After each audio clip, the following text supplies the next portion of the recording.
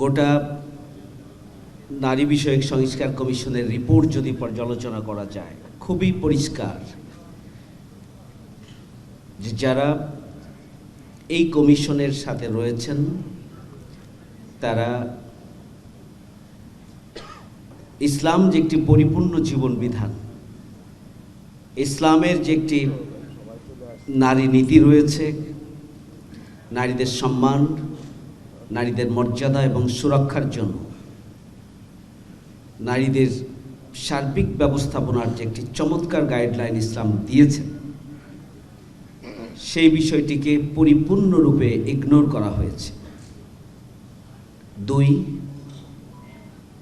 মনে হয়েছে 2 নম্বর কথা এটি পরিষ্কার যে ইসলাম সম্পর্কে তাদের কোনো ধারণা, 90% মুসলমানের দেশে তাদের কোনো ধারণা আছে, এটি এখানে প্রতিফলিত হয়নি।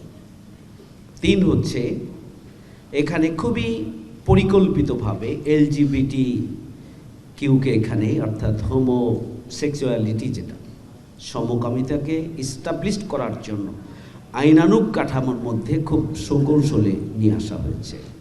4 যে পাশ্চাত্য সভ্যতা যেভাবে পারিবারিক ব্যবস্থাপনাকে ভেঙে দিয়ে নারী পুরুষ একাকার করে দিয়ে যে নৈতিক যে বন্ধন, পারিবারিক যে বন্ধন এবং এখানে যে পরস্পরের সাথে সম্মান, শ্রদ্ধা, ভালোবাসা যে সম্পর্কের জায়গাটা, সেটিকে একাকার করে দিয়ে মূলত একটি পাশ্চাত্য সংস্কৃতি চাপিয়ে দেওয়ার জন্য খুবই পরিকল্পিতভাবে এই নারী বিষয়ক কমিশন সেটি রিপোর্ট দিয়েছেন।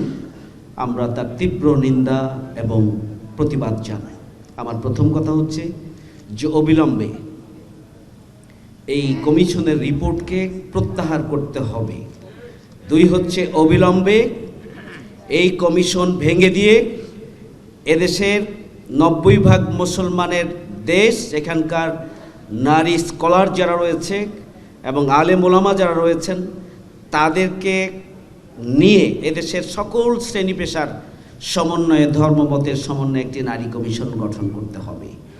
3 নম্বর হচ্ছে যে ব্যক্তিগত এবং পারিবারিক যে বিধান নারীদের জন্য ইসলাম দিয়েছে সেটিকে বহাল রেখে অন্যান্য উপজাতি এবং ধর্মীয় গোষ্ঠী যারা রয়েছে তাদের ধর্মের নারীদের সম্মান এবং মর্যাদা সুরক্ষার জন্য যেটি রয়েছে, যদি তারা সেটি পছন্দ করেন তাহলে সেটিকেও প্রয়োজনে তাদের জন্য অ্যাকোমোডেট করে একটা নারী নীতি একটা এখানে স্টাবলিশ করতে হবে।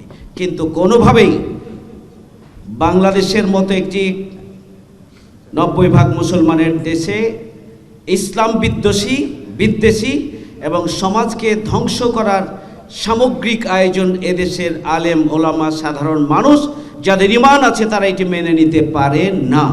এই জন্য যদি সরকার, আমরা মনে করি অন্তর্বর্তীকালীন সরকার যাদেরকে দিয়ে এটি করেছেন তারা বিদেশ থেকে টাকা পয়সা নিয়ে এনজিও পরিচালনা করেন এবং তারা তাদের অ্যাসাইনমেন্ট বাস্তবায়নের জন্যই একটা নারী নীতি দিয়ে তাদের প্রতি তারা তাদের দায়বদ্ধতার জায়গাটা পূরণ করেছেন। এটি অসম্ভব, এটি মেনে নেওয়ার মতো কোনো নীতি নয়, মেনে নেওয়ার মতো কোনো রিপোর্ট নয়। এটি অবিলম্বে বাতিল করার আমি দাবি জানাচ্ছি এবং এই ইস্যুতে প্রয়োজন হলে সকল দল মত ধর্ম বর্ণ মিলে একটা ঐক্যবদ্ধ আন্দোলন প্রয়োজনে গড়ে তোলা হবে যদি তারা এখান থেকে সরে না আসেন। এটি কোনোভাবেই গ্রহণ করার মতো নয়। সবাইকে ধন্যবাদ।